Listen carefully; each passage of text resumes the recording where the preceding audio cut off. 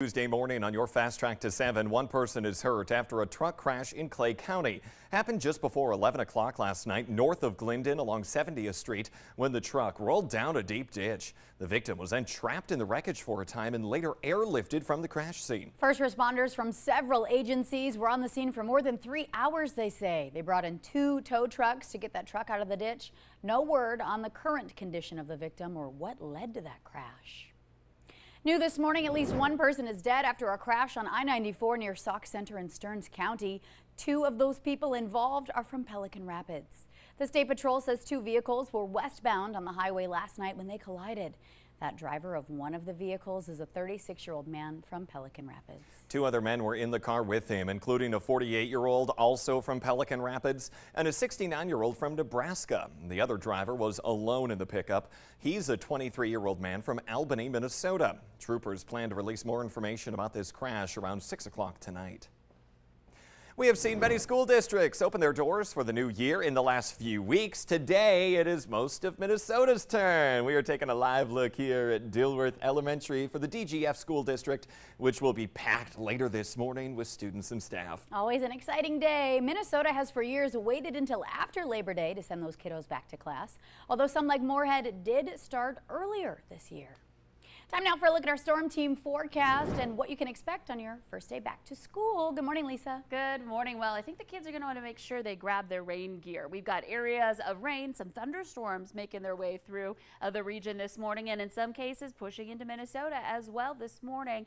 Some of these storms have been a little stronger. Of course, we had the severe weather late last night and into the early morning hours, and now storms that are not quite to that level, but still producing some wind gusts with them, some downpours, lightning. Even some small hail possible with some of these.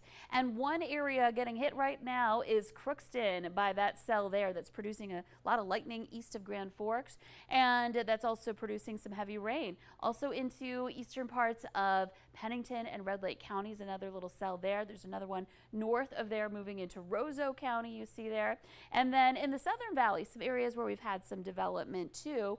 Over toward Fergus Falls and Pelican Rapids area getting some rain.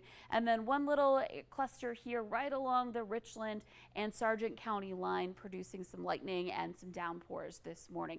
These are all generally moving northeastward. So that's the direction they'll be going, and you can always check on the latest radar throughout the day on the Valley News Live weather app for what's coming your way, because it's not just this morning. This is all day that we'll need to watch out for some showers. So looking at Grand Forks, you can see we've had a soaker here. In fact, Grand Forks is the area that got hit by those 70+ mile-per-hour winds last night, up by Alvarado as well, close to 80 miles per hour. So some power outages and damages going on there. And you can see that we're still raining in the Grand Forks area. It's 64 degrees. Wind is out of the north at 20 miles per hour. That's your steady speed.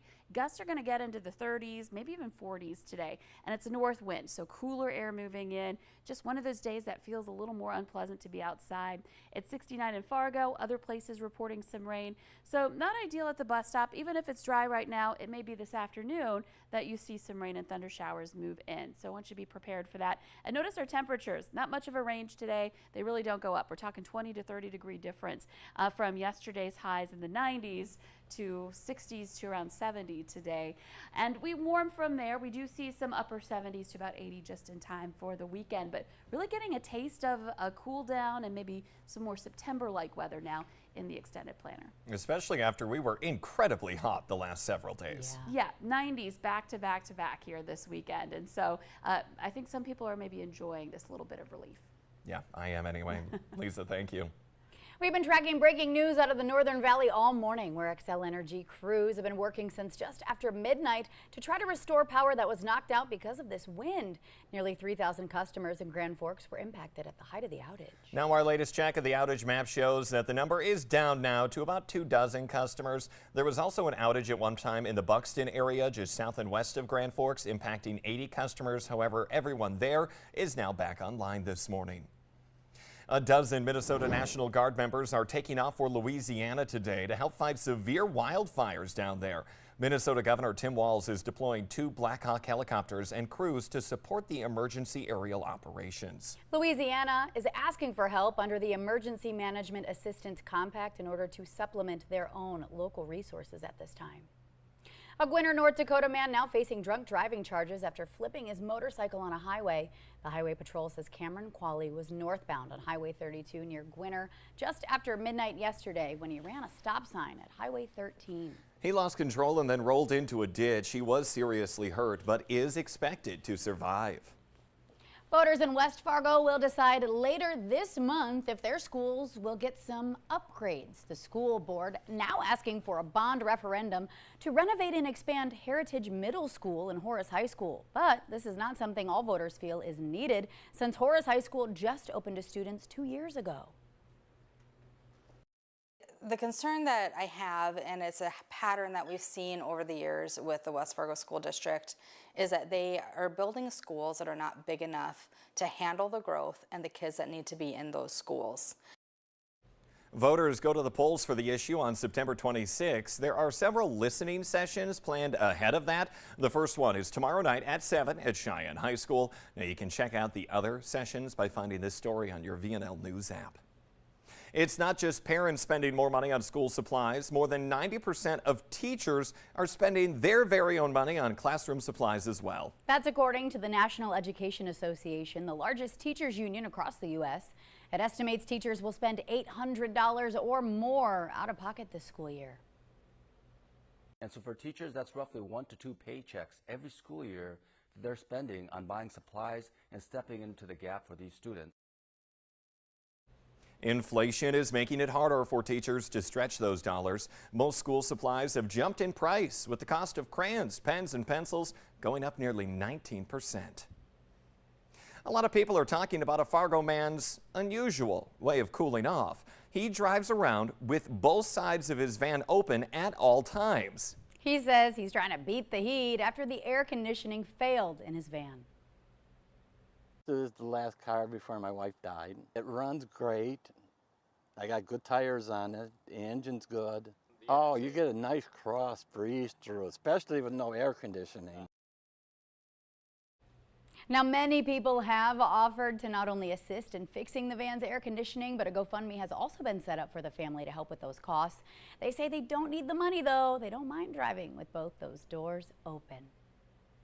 Well, we all speak the language of food, and Concordia College is partnering with the Fargo-Moorhead International Potluck Community Group to host a night of delicious food that highlights different cultures. Speakers from international organizations will be sharing their stories along with some of their best recipes. I think everyone knows about a potluck. It's a super Midwest concept as well as international concept. Just a great chance to share your cuisine. Share some stories that maybe make your cuisine personal to your culture, but also just get to know the person sitting across from you, share a meal with them. Cuisine and conversation. That event is Thursday from 5 to 8 p.m. on Concordia's campus. Corgis paraded outside Buckingham Palace over the weekend in honor of Queen Elizabeth II. They all came dressed up in crowns, tiaras, and their best royal outfits. About 20 royal fans and their pet corgis gathered to walk their dogs outside of the palace. Now, the corgis were the late Queen's constant companions since she was a child. Throughout her entire life, she owned about 30 of them. Cute pups there. Well, this one here is a world record for two baseball teams that finished a game that started Thursday and then lasted 100 hours. However, it was on purpose. The record was set at the Mackin Park in Kansas City. The players surpassed the world record Saturday night around 7 p.m. when they passed 83 hours and then finished up yesterday after hitting the 100-hour mark. The final score, Team Courage beating Team Strength 468 to 307. No mercy rules on that one. Yeah, no, not at all. The Today Show and CBS Mornings are just about to start. Thank you so much for joining us this morning. Take care, everybody. We'll see you next time.